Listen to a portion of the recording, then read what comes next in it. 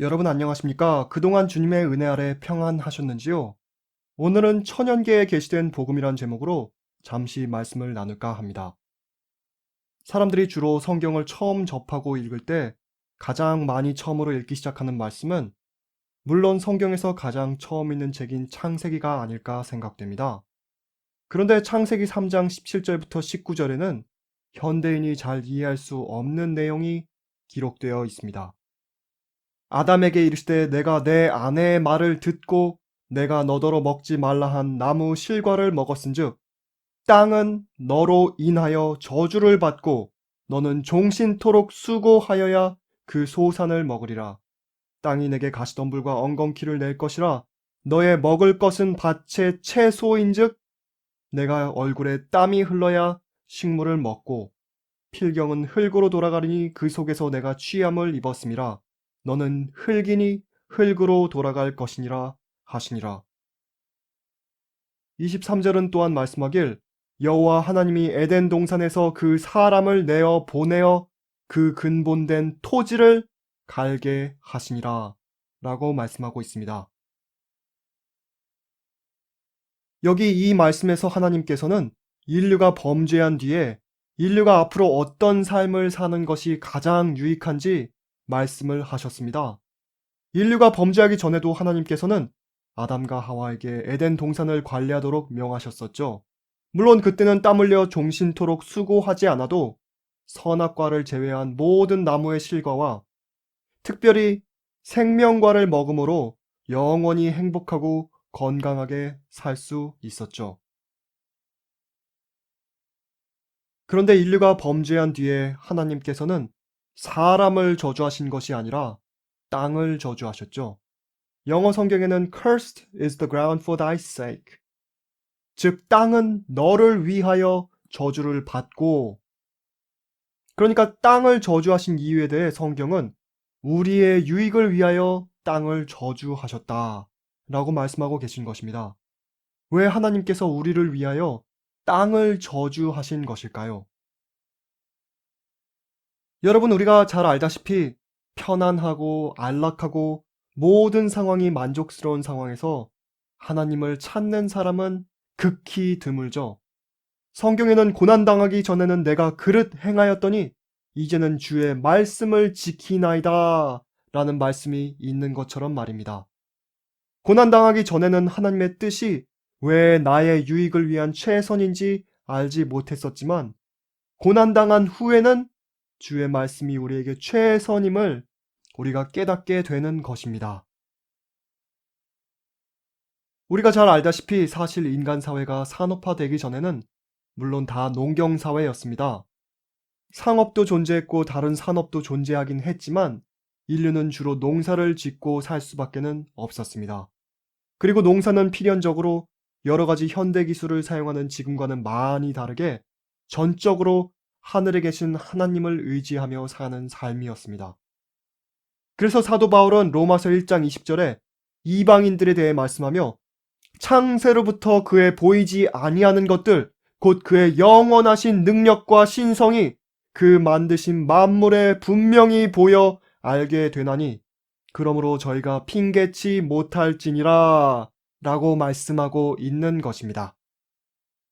즉 하나님의 영원하신 능력과 신성이 천연계에 분명히 보여 알 수 있기 때문에 나는 하나님께서 계신 줄 몰랐습니다 라고 사실은 그 누구도 양심적으로 그런 주장을 하기 힘들다는 말씀이죠. 지난 6천년 동안 우리 인류는 우리의 근본된 토지를 갈며 사실은 천연계 가운데 분명하게 계시된 하나님의 영원하신 능력과 신성을 깨달을 수 있는 기회를 누리며 살았던 것입니다.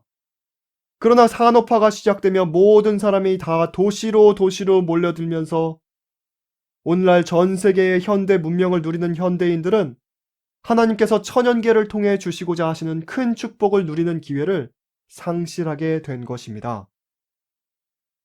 또한 오늘날 학교에서 현대 교육은 우리의 청년들과 청소년들에게 하나님은 없다라고 교육하고 있습니다. 오늘날 젊은 세대가 많이 하는 말은 전 정말 하나님께서 계신지 모르겠습니다입니다. 기독교 가정에서 성장한 청년들과 청소년들도 그런 말을 참 많이 한다는 점은 참 안타깝지 않을 수 없습니다. 악인과 의인 둘 다에게 해를 비추시고 비를 내리시는 자비로우신 하나님의 은혜가 이 세상에 충만함에도 불구하고 인류 역사상 성경이 가장 많이, 가장 널리 보급되었음에도 불구하고 세상은 인류 역사상 가장 짙은 흑암 가운데 있습니다. 교회가 그렇게 많이 존재함에도 불구하고 영혼들은 진리로 진정으로 거듭나는 경험을 하지 못하고 있는 것이 안타까운 현실입니다.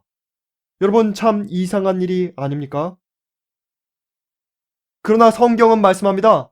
마음이 청결한 자는 복이 있나니 저희가 하나님을 볼 것임이요. 여러분, 절대로 거짓말 하실 수 없으신 무한히 지혜로우신 여호와 하나님의 말씀에 우리 세대가 하나님을 볼 수 없는 이유는 우리의 마음이 청결하지 못해서라고 말씀하고 있습니다. 또한 잠언은 다음과 같이 말씀하고 있습니다. 무릇 지킬 만한 것보다 더욱 내 마음을 지키라. 생명의 근원이 이에서 남이니라. 여러분, 이것이 바로 구원의 과학이죠? 우리의 마음을 깨끗하게 지키는 일에 우리의 구원이 달려 있는 것입니다. 그런데 우리의 마음을 어떻게 깨끗하게 지켜야 하는 것일까요? 시편 119편은 다음과 같이 우리에게 말씀하고 있습니다. 청년이 무엇으로 그 행실을 깨끗게 하리이까? 주의 말씀을 따라 삼갈 것이니이다. 내가 전심으로 주를 찾았사오니 주의 계명에서 떠나지 말게 하소서.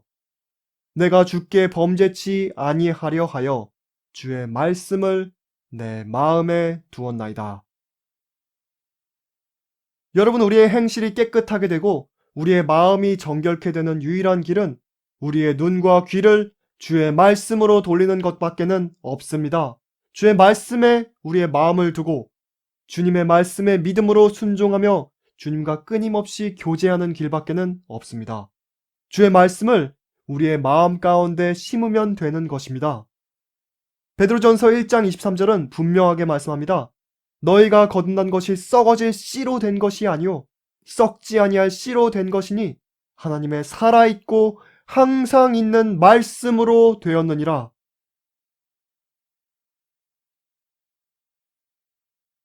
욥은 또한 참 흥미로운 말을 우리에게 합니다. 이제 모든 짐승에게 물어보라. 그것들이 내게 가르치리라. 공중의 새들에게 물어보라. 그것들이 또한 내게 고하리라. 땅에게 말하라. 내게 가르치리라. 바다의 고기도 내게 설명하리라. 이것들 중에 어느 것이 여호와의 손이 이를 행하신 줄을 알지 못하랴. 잠언에도 이런 말씀이 있습니다. 게으른 자여 개미에게로 가서 그 하는 것을 보고 지혜를 얻으라. 개미는 두령도 없고 간역자도 없고 주권자도 없으되 먹을 것을 여름 동안에 예비하여 추수 때에 양식을 모으느니라. 참 흥미로운 점은 성경 말씀이 우리가 하나님의 능력에 대해 깨닫기를 원한다면 천연계를 연구해 보라고 말씀하고 있다는 점입니다. 욥기의 끝에 하나님께서 나타나셔서 욥에게 응답하실 때 하나님께서는 다른 아무 설명도 안 하시고 어떻게 말씀하셨습니까? 하나님께서는 욥이 당한 그 극심한 고통과 고난에 대해 전혀 말씀하시지 않으시고 오직 하나님의 천지 창조에 대해서만 말씀하셨습니다. 내가 땅에 기초를 놓을 때 내가 있었느냐? 내가 바다와 땅을 구분하고 구름을 만들고 할 때 내가 어디 있었느냐? 하나님께서 왜 이런 말씀을 욥에게 하신 것일까요?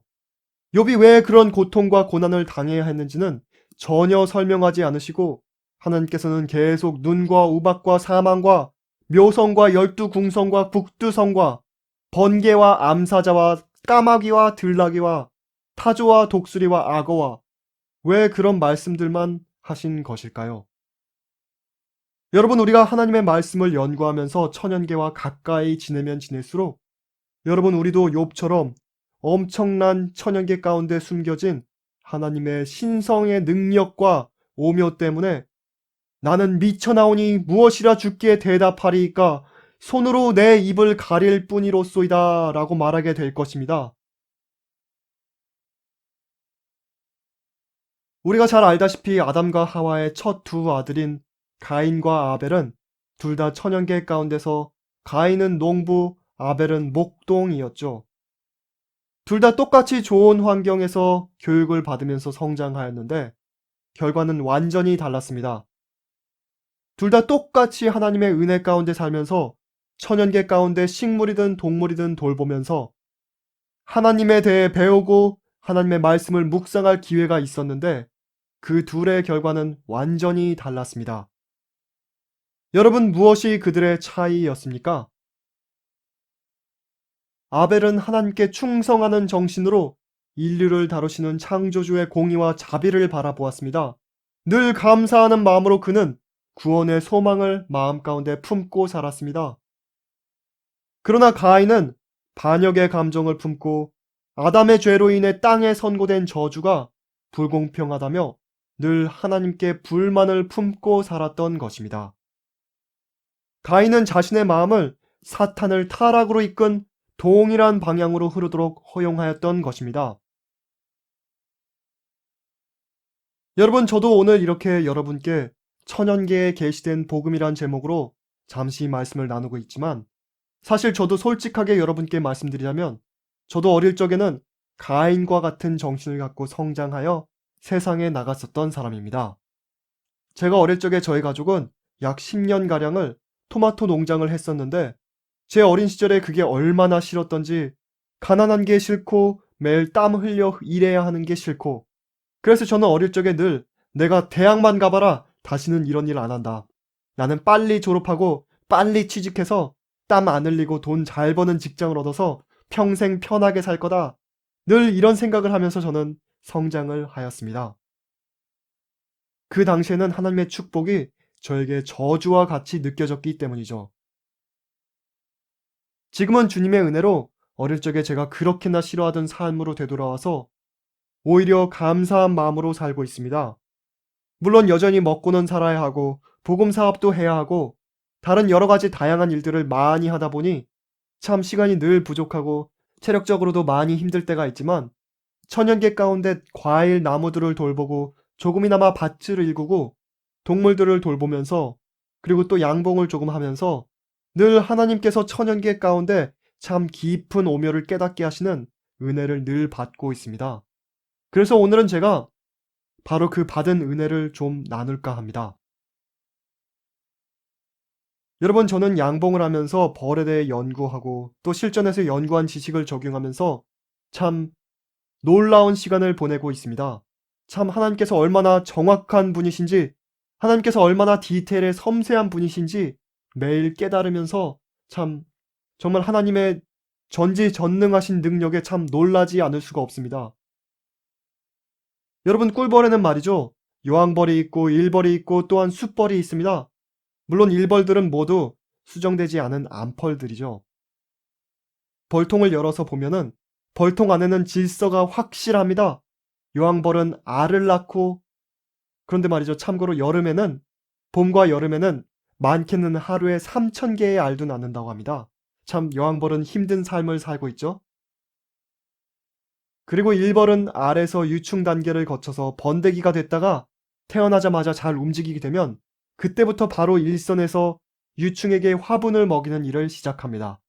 그러다가 날개가 많이 딱딱해져서 잘 날 수 있게 되면 슬슬 밖에 나가서 주변을 익히는 오리엔테이션 비행을 하기 시작합니다. 그리고 주변을 잘 익히고 나면은 그때부터는 나가서 멀게는 약 5km까지 날아가서 꿀과 화분을 모아오기 시작하죠. 그런데 여러분 아십니까?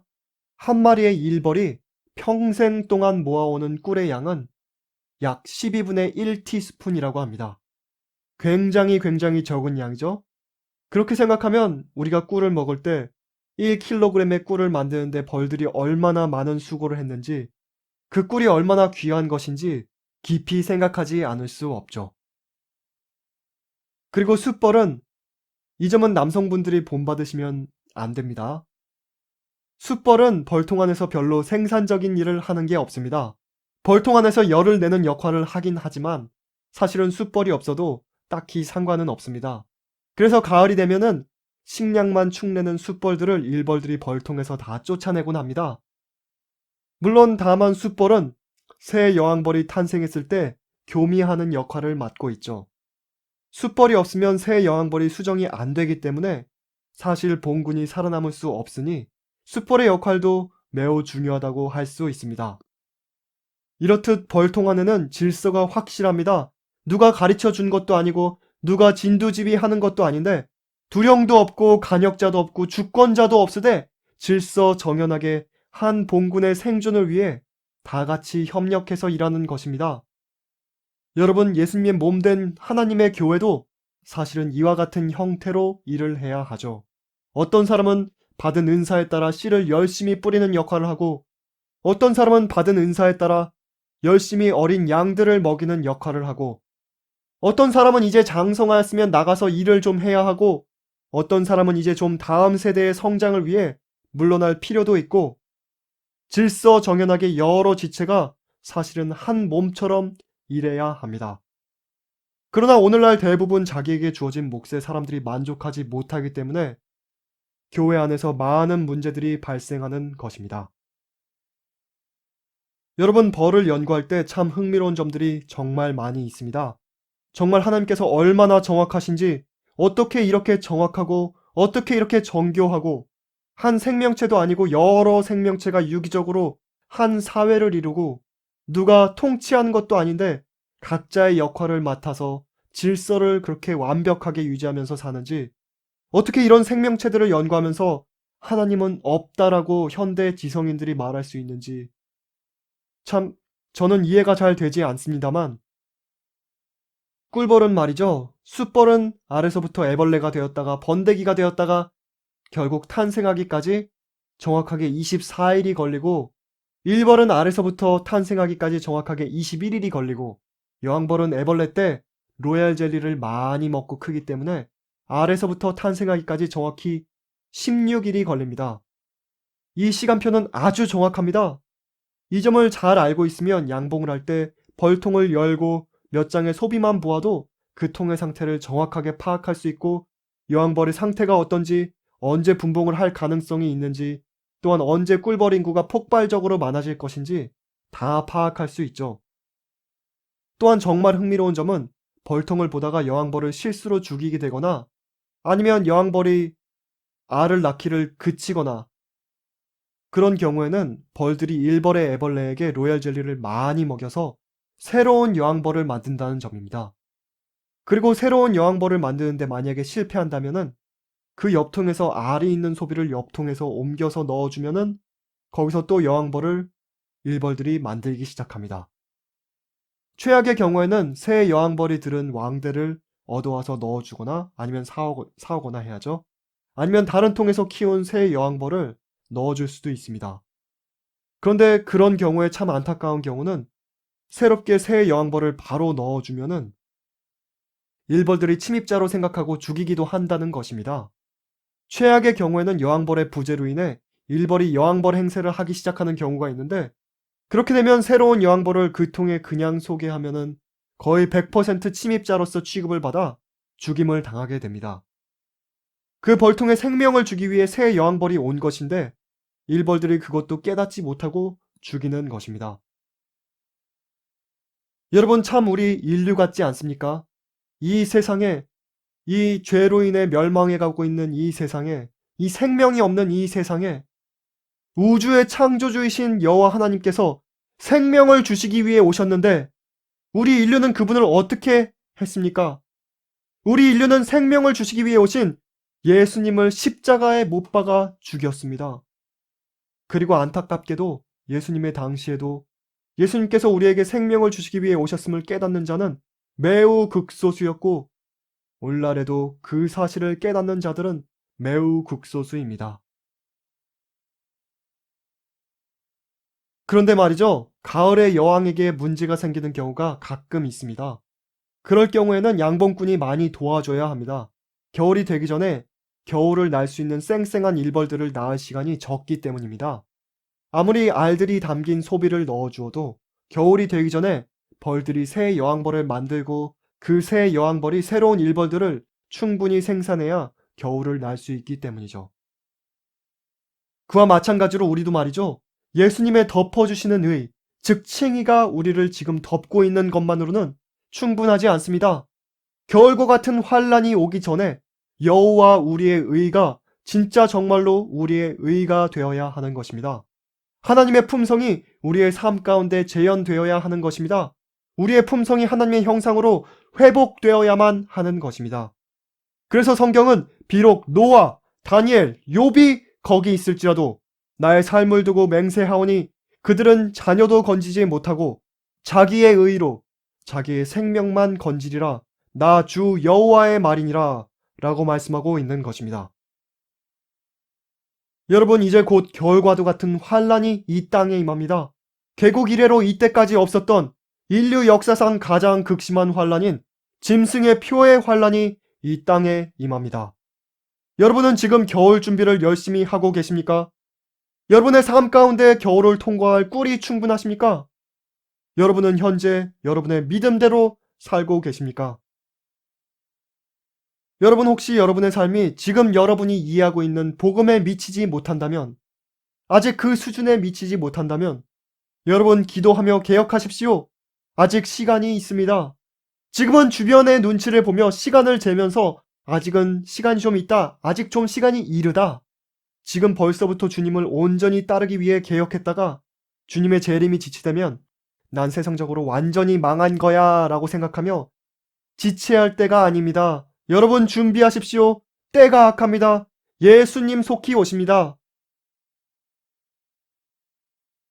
벌이란 생명체를 연구해보면 참 흥미로운 점들과 참 깊은 오묘가 많이 있습니다만 시간 관계상 끝으로 양봉을 할 때 가장 어려운 점에 대해 말씀드릴까 합니다. 저는 여기서 정말 중요한 교훈을 배웠습니다. 여러분, 양봉을 할 때 가장 어려움을 많이 주는 것은 바로와 디스트럭터라는 찐득이입니다. 매우 작은 진드기인데 벌에 붙어서 기생을 합니다. 그런데 기생이라고 하기에는 결국에는 봉군을 완전히 초토화시키기 때문에 기생이라기보다는 포식자라고 보아야 맞겠다는 생각이 듭니다. 이 작은 진드기가 봉군 안에서 숫자가 많이 번식해서 많아지면 벌들이 힘을 잃게 됩니다. 그리고 애벌레가 크는 공간에 진드기가 들어가서 애벌레에 기생하면서 살기 때문에 애벌레가 번데기가 되기도 전에 죽는다든가, 아니면 번데기가 되어도 태어나기 전에 죽는다든가, 아니면 운 좋게 태어나도 날개가 망가져서 태어나서 전혀 쓸모없는 벌이 되게 됩니다. 그래서 이 진드기의 숫자가 많아지면 아무리 여름에 그 봉군의 세력이 강력하고 아무리 일벌의 숫자가 많은 것처럼 보일지라도 겨울에 들어가기 직전인 늦가을에 보면 일벌의 인구가 그냥 폭삭 수그러들어서 결국에는 일벌이 없어서 봉군이 완전히 망하게 됩니다. 또한 이 진드기가 많으면 벌들이 힘이 약해서 꿀도 많이 못 따오고, 봄철에 진드기 숫자를 많이 줄여놓는데 실패하면은 가을도 채 되기 전에 한여름에 봉군이 한참 꿀을 왕성하게 따야 될 때 빠른 속도로 완전하게 망해버리는 경우도 있습니다. 그리고 한겨울에 진드기가 많이 존재하면 겨울을 나지 못하고 봉군이 망하게 되는 경우도 허다합니다. 처음에는 잘 원인도 모르고 봉군이 죽어나가니 참 제 마음이 답답했습니다. 진드기가 많아지고 있다는 점을 알 수 있는 증상들도 몰랐었고, 왜 봉군이 죽어나가는지 이유를 제가 잘 이해할 수가 없었습니다. 마치 처음 떨어지는 낙엽을 보고 슬퍼했을 아담처럼 참 제 마음이 슬펐습니다. 참 제 자식 마냥 아끼고 키운 벌들인데 제가 돈을 많이 벌겠다고 키운 것도 아니고 정말 제가 애착을 갖고 키웠는데 말입니다. 여러분, 로마서 8장에서 사도 바울은 피조물이 다 이제까지 함께 탄식하며 우리와 함께 고통하고 있다고 성경은 말씀하고 있습니다. 여러분은 피조물의 탄식하는 소리를 듣고 계십니까? 여러분은 피조물들이 인류의 죄의 결과로 죄의 악한 영향들에 고통하고 있는 신음소리를 듣고 계십니까? 여러분, 저는 천연계를 연구하며 늘 복음의 양면을 보게 됩니다. 하나님의 놀라우신 권능을 보는 동시에 모든 것이 완벽했던 세상을 파괴한 죄의 악한 결과들을 봅니다. 인류의 고통뿐 아니라 피조물들의 고통을 보며 이 죄의 역사가 속히 끝나야 한다는 생각을 갖게 됩니다. 여러분, 죄란 마치 벌들에게 붙어 기생하는 진드기들과도 같습니다. 대부분의 사람들은 그 악한 영향을 깨닫지도 못합니다. 언젠가는 그 결과를 거두게 될 줄도 모르고 죄와 장난질을 하면서 삽니다. 심지어 복음 사업을 하는 사람들도 이 정도는 괜찮아. 우리도 먹고 살기 위해 이 정도는 타협을 해야지. 오늘날 마지막 복음을 안다고 하는 많은 그리스도인들이 현재 죄와 타협을 하면서 살고 있습니다. 그러나 여러분 기억하십시오. 죄는 소리 없이 봉군을 망하게 하는 진드기들처럼 지금은 영적으로 사는 것 같아 보이는 많은 사람을 한순간에 망하게 할 것이란 사실을 말입니다. 여러분, 양봉을 할 때 이 진드기를 없애는 방법에는 다른 농사들과 마찬가지로 두 가지 방법이 있습니다. 한 가지는 인공적인 화학약품을 사용하는 것입니다. 농약을 사용하는 것이죠. 벌은 몸무게가 진드기보다 더 많이 나가기 때문에 벌의 치사량은 아니지만 진드기의 치사량만큼의 농약을 쓰는 것이죠. 그러나 다른 농사들과 마찬가지로 농약은 어떻게 해서든지 사람이 섭취하는 꿀의 소량이 섞이게 되고 사람은 그 꿀을 통해 농약을 조금씩 먹을 수밖에 없게 되죠. 그리고 진드기들은 농약에 매우 빠르게 적응하기 때문에 여러 가지 농약을 번갈아 가면서 사용해야 하고 나중에는 결국에 모든 농약들이 무용지물이 되게 됩니다. 마치 죄의 결과들과 고통들을 해결하기 위해 세상에 나가서 잠깐 동안의 즐거움을 얻으면서 내가 지금 살아있다는 느낌을 얻기 위해 이런저런 일들을 하면서 난 지금 살아있다! 라는 착각에 빠져 살다가 결국에는 몸과 마음을 다 망가뜨리게 되는 것처럼 말입니다. 진드기를 퇴치하는 두 번째 방법은 물론 유기농법입니다. 좀 물리적인 방법이죠. 여러 가지가 있는데 그 중에 사람들이 가장 자주 사용하는 방법은 꿀에도 자연적으로 발생하는 개미산입니다. 봉군의 크기에 따라 계산해서 정확한 양의 소량의 개미산을 벌통에 넣어주면 온도가 따뜻할 때 벌통 안에서 개미산이 기화되면서 가스가 발생합니다. 벌들은 뭐 괴로워서 죽을 맛이죠. 못 견뎌서 벌통 밖으로 나와서 매달려 있는 벌들, 벌통 앞에서 열심히 부채질해서 가스를 빼내려는 시도들, 산이 기화가 돼서 가스가 돼서 있으니 뭐 벌들의 살갗이 얼마나 따갑겠습니까? 개미산의 양이 너무 많으면 벌들도 진드기들과 함께 죽어나가고 정말 벌이 죽느냐 진드기가 죽느냐 어떤 경우에는 한 번으로 다 처리가 안 되기 때문에 그래서 연속으로 한 번 더 하고 한 번 더 해야 하는 경우도 있습니다. 양봉꾼의 손길에 달린 인내의 사투를 벌들이 싸워야 하는 것입니다. 양봉꾼은 벌들을 살리기 위해서 벌들에게 고통이 있을지라도 그 고통을 줄 수밖에는 없는 것입니다. 그러나 그 고통스러운 시간이 지나고 나면 이제 봉군들은 진드기들로부터 자유하게 돼서 이제 정말 강력한 봉군이 될 수 있는 것입니다. 이제 정말 나가서 꽃에서 꿀을 많이 추수할 수 있는 봉군, 이제 정말 겨울을 강력하게 통과하고 봄에 열심히 분봉해서 새로운 봉군들을 탄생시키는 봉군으로서 거듭나게 되는 것입니다. 여러분, 우리가 잘 알듯이 말라기 3장 3절에 이런 말씀이 있습니다. 그가 은을 연단하여 깨끗게 하는 자같이 앉아서 레위 자손을 깨끗게 하되 금, 은 같이 그들을 연단하리니 그들이 의로운 제물을 나 여호와께 드릴 것이라. 여러분, 은을 연단하여 깨끗게 할 때는 연단하는 온도에 매우 주의하여야 한다고 합니다. 너무 온도가 뜨거우면 은이 타서 사라지고 너무 온도가 낮으면 정결케 할 수 없기 때문이라고 하죠. 그래서 앉아서 은의 상태를 계속 주시하면서 정확한 온도 조절에 신경을 써야 하는 것입니다. 여러분, 예수님께서는 우리를 매매되지 않는 사람, 심령이 진실하고 정직한 사람, 죄를 죄라고 부르기를 두려워하지 않는 사람, 마치 나침반의 바늘이 틀림없이 남북을 가리키듯이 양심이 그 의무에 충실한 사람, 비록 하늘이 무너질지라도 옳은 일을 위해 굳게 서는 사람, 예수님께서는 우리를 그런 사람들로 만드시기 위해 지금 우리를 연단하고 계신 것입니다. 우리가 앞으로 마지막 환란 직전에 나가서 마지막 큰 추수의 때에 사용받을 자들이 될 수 있도록 또한 마지막 환란 때에 짐승의 표를 거절하고 오직 하나님께만 영광 돌리는 자들이 될 수 있도록 정확하게 계산된 우리에게 지금 꼭 필요한 어려움들과 고난들을 통해 우리를 연단하고 계신 것입니다. 여러분, 우리가 주님의 뜻대로 살 때 참 많은 어려움들이 있습니다. 참 지속적인 전쟁과도 같은 세월을 보내게 될 때도 있습니다. 여러분, 저도 그 사실을 개인적으로 잘 압니다. 저도 주님을 따라온 지난 과거를 돌아보면 참 많은 일들이 있었습니다. 참 많은 눈물이 있었고, 참 많은 과감한 결단을 내려야 했었고, 참 많은 가슴 아픈 일들이 있었습니다. 그러나 그 모든 경험들은 주님을 더욱 신뢰하고 주님의 신실하심을 더욱 깊이 체험할 수 있는 기회들이었음을 돌아보며 깊이 깨닫고 감사하게 됩니다. 이 세상을 버리고 주님께 충성하는 연습을 하는 기회들이었음을 돌아보면서 깊이 감사하지 않을 수 없습니다. 돌아보면 그 모든 경험들이 마지막 환난 때에 주님께 충성하는 자로서 설 준비를 하는 기회들이었음을 깨닫고 주님을 찬송하게 됩니다.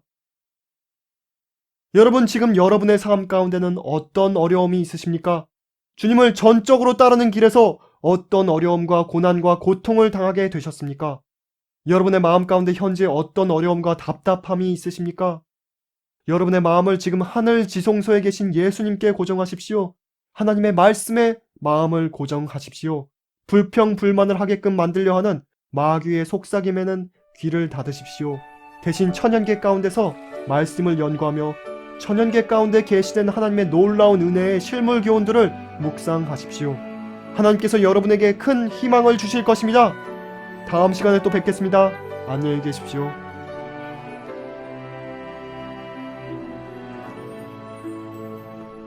This is my Father's world, and to my listening ears, all nature